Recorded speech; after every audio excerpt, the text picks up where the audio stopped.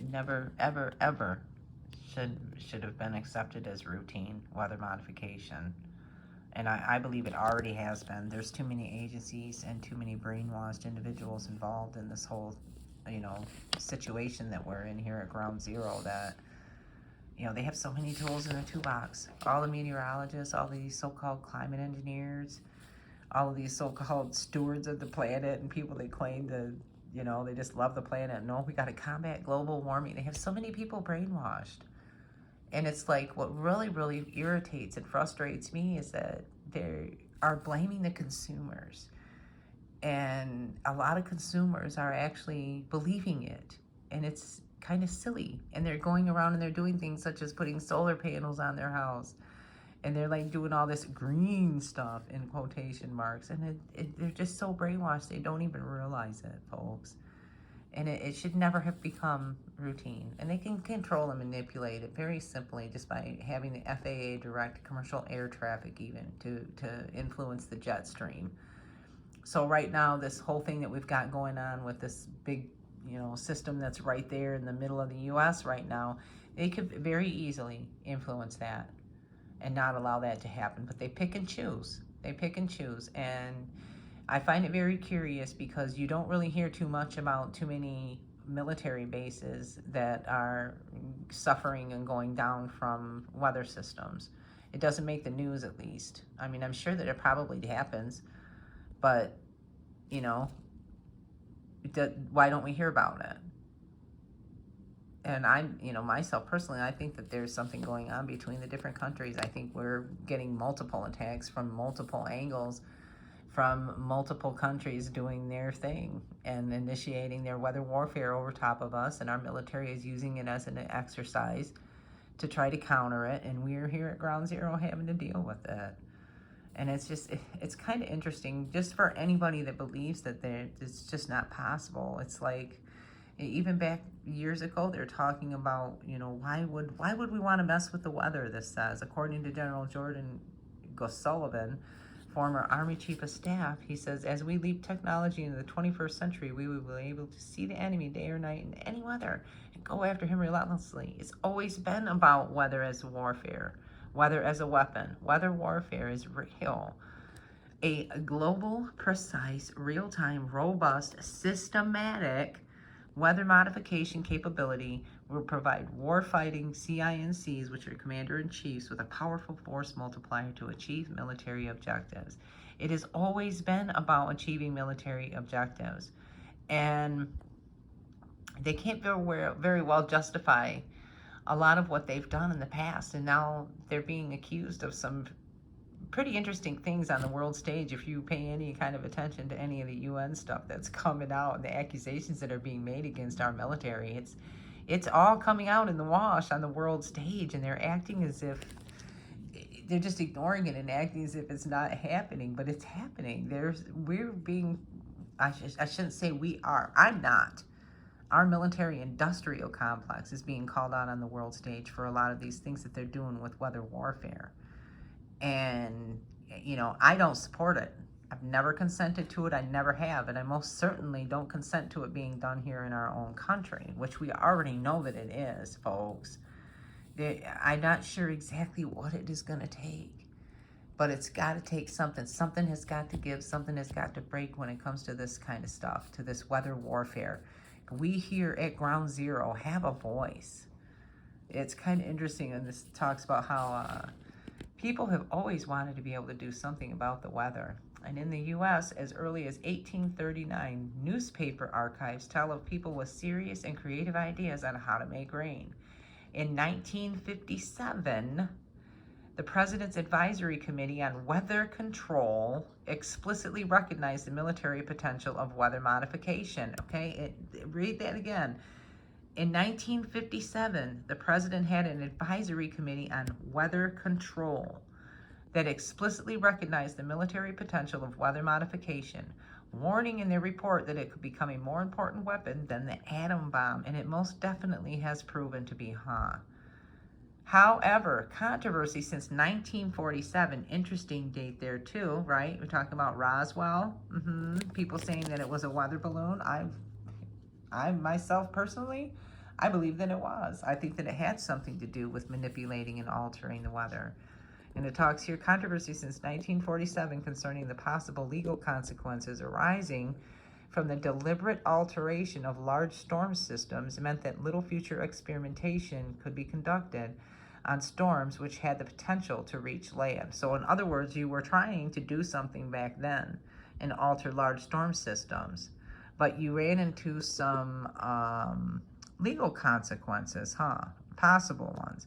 In 1977, the UN General Assembly adopted a resolution prohibiting the hostile use of environmental modification techniques, resulting in the Convention on the Prohibition of Military or any other hostile use of environmental modification technique, or NMOD, who's committed the signatories to refrain from any military or other hostile use of weather modification which could result in widespread, long-lasting, or severe effects. So, now, you got the UN calling them out way back when, because that most likely was pretty easy for people to tell what was going on in certain countries, right? So then they had to change up the narrative. And this whole thing about going green and global warming is not a new narrative. That's been around for quite a few decades too, folks. So they switched it over from it being developed and used as a weapon and a force multiplier to a force to combat global warming and climate change, so that they could get the public back behind them. And now there are so many brainwashed people, folks. It is incredible how many people are falling for and believing in all of it, all of this stuff that they're pitching. It's just insane to me. It says here, while these two events have not halted the pursuit of weather modification research, they have significantly inhibited its pace and the development of associated technologies, while producing a primary focus on suppressive versus intensification activities. So in other words, they're developing ways to suppress some of these storm systems to help save us, right? Yeah, well, that took an ugly turn, didn't it?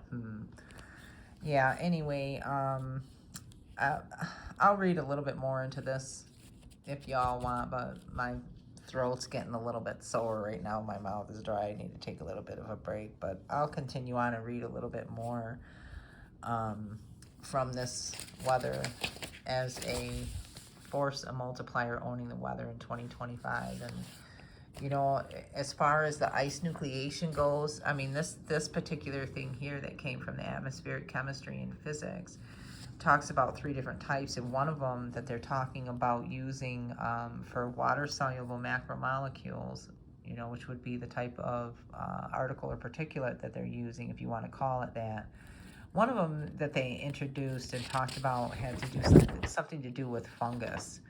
Characterizations of new fungal INMs, ice nucleization molecules. So I find it very curious in this publication, the way they're talking about using these things to create precipitation, more specifically ice up in the upper atmosphere forming. And I've seen some of these images of the gorilla hail and stuff coming down over here in the south and to the east of our location, and it doesn't look natural to me. But I find it very curious that in one of these here that they cite, there's 3 separate ones. There's a fungal and characterizations of birch pollen, where they use pollen. And then another one is a bacterial ice nucleization molecule, peptides. But I find the fungal one kind of curious because there's news reports out here talking about some fungal infection going around. And yeah, we've had a lot of very interesting artificial weather around here, blowing around.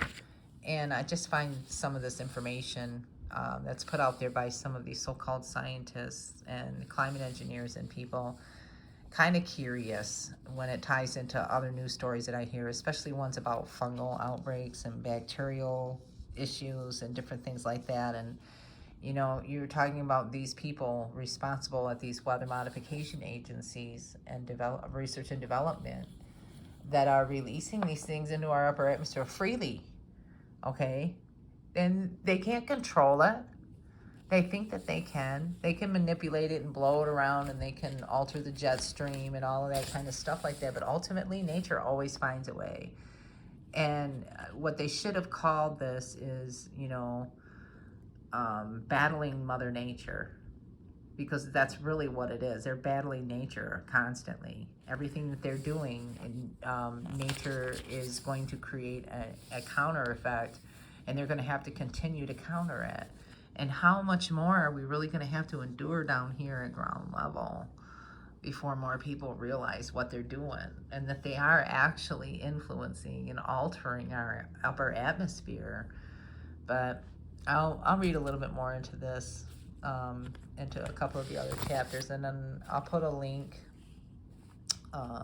in the description for the other video that I had done, talking about some of their other techniques using apparatuses like mirrors and reflective materials in the upper atmosphere. Because I do believe that what I was capturing there for a while, coming up with the sun rising, was one of their apparatuses that was in a sun synchronous orbit. It was designed to move with the sun. It was programmed to move with the sun. And I think at the angle that it was coming up here, my camera angle was just set at the right angle to capture a little bit of a glimpse of it. And I believe that it had something to do with this weather modification. And that was a while back, not too long ago. But I'll put links in the description if you want to check out those videos too, from the AiMorning star, because I think that it is absolutely related to some of this technology that they're using to direct energy and influence our weather patterns around. So I'm going to do a little bit more in another video, because I want to cover some on Atlantic storm as well. And then I thought that this here was an interesting patent apparatus and method for remotely monitoring and altering the brainwaves. I'll get into that in another one, because this video is already well long enough. So thank you for watching. If you're still watching, I really appreciate it. Any and all eyes are allies, like safety in numbers. I do appreciate you watching. Please stay tuned if this kind of stuff interests you. And there's definitely more coming from my sky videos. I'm working on a Polaris compilation from last night, which would be April 30th. And it's kind of interesting. There's some more interesting extracts of Polaris from last night that I want to get shared too. So anyway, yeah, thank you for watching. There's definitely more to come if I can help it.